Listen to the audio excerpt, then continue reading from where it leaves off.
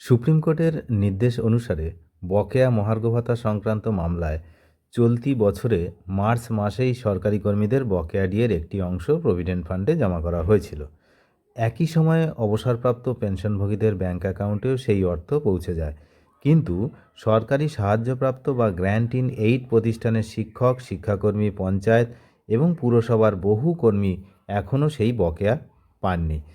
Welcome friends, এই ভিডিওতে আমরা আলোচনা করব যে বকেয়া ডিএ মেটাতে এই মুহূর্তে বড় পদক্ষেপ নেওয়া হয়েছে।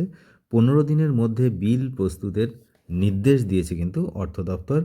সরকারি সাহায্যপ্রাপ্ত কর্মীদের জন্য স্বস্তির খবর। দীর্ঘদিনের অপেক্ষার পর অবশেষে বকেয়া মহার্ঘ ভাতা মেটানোর প্রক্রিয়ায় গতি আনতে উদ্যোগী হল রাজ্য সরকার। অর্থ দপ্তরের নির্দেশে সংশ্লিষ্ট দপ্তরগুলিকে আগামী 15 দিনের মধ্যে বকেয়া ডিএর বিল কিন্তু প্রস্তুত রাখার নির্দেশ দেওয়া হয়েছে বলে প্রশাসনিক সূত্রে কিন্তু এই মুহূর্তে জানা যাচ্ছে। আপনারা জানেন যে সুপ্রিম কোর্টের নির্দেশ অনুসারে এর আগে বকেয়া দেওয়া শুরু হয়েছিল, কিন্তু গ্র্যান্ট ইন এইড সহ বিভিন্ন সংস্থা যেমন পঞ্চায়েত, পুরসভা এবং বহু কর্মী কিন্তু এখনও এই বকেয়ার টাকা পাননি। সরকার পরিবর্তনের পর একাধিকবার বিষয়টি আলোচনায় এসছে, কিন্তু বাস্তবে সেই অর্থ এখনও পর্যন্ত মেলেনি। এবার সেই জট কাটার ইঙ্গিত মিলছে। প্রশাসনিক সূত্রে দাবি, বিভিন্ন সরকারি দপ্তরের অধীনে কর্মরত তথ্য প্রযুক্তি কর্মীদের বিশেষ নির্দেশ দেওয়া হয়েছে। যারা বেতন এবং প্রশাসনিক পোর্টালে বিল আপলোডের দায়িত্বে রয়েছেন, তারা আপাতত অন্য কোনো আর্থিক বকেয়ার বিল জমা দেবেন না। পরিবর্তে বকেয়া ডিএর বিল দ্রুত প্রস্তুত করে নির্ধারিত সময়ের মধ্যে জমা দেওয়ার উপর জোর দেওয়া হয়েছে।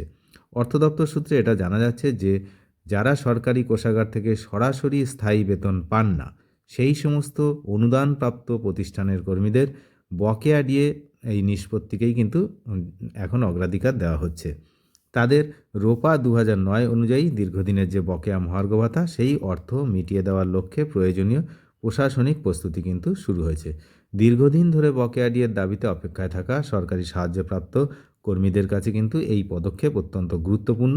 তো আগামী 15 দিনের মধ্যে বিল প্রস্তুতির কাজ শেষ হলে বকেয়ার অর্থ মেটানোর প্রক্রিয়া দ্রুত এগোবে বলেই কিন্তু আমরা মনে করছি।